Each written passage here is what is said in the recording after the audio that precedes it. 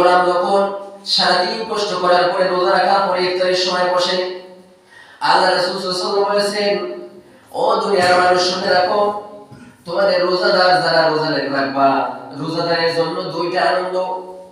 একটা আনন্দ হলো ইফতারের সময়।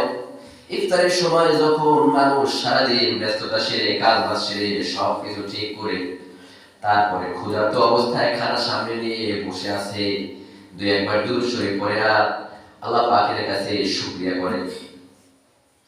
প্রিয় ভাইরা, রোজা যেহেতু আমাদের অতি নিকট, অতি সামনে, সেই ক্ষেত্রে রোজার হক সম্পর্কে কিছু কথা বলেছি, আপনারা একটু মাথায় নেবেন।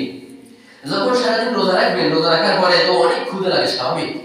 যারা কাজ বাজ করে, আল্লাহু আকবার, আমরা যারা বসে থাকি, আমাদের চাইতেও গুরুত্বপূর্ণ হবে কিয়ামতের দিন ফল পাবে তারা, যারা সারাদিন ওই যে গাড়ি চালায়, মাঠে ঘাটে কাজ করে। কিন্তু সবচেয়ে একটা জিনিস হলো ভাই, আপনি তো নিয়ত করেন যে আমি রোজা রাখবো, যে যা করি, কিন্তু আপনার উদ্দেশ্য কি আল্লাহ পাক মানে সফলতা করে দেবে। আর যদি আপনি মনে করেন কাজ বাজ করে ঘুরতে লাগবে, পানি খাওয়া লাগবে, রোজা রাখতে পারবো না, আপনি কোনদিন রাখতে পারবেন না। আমাদের এক স্যার বলেছিল যে হয় মরতে হবে, না হয় বাঁচতে হবে। বিষয়টা এমন যে একটা ছেলে ওই যে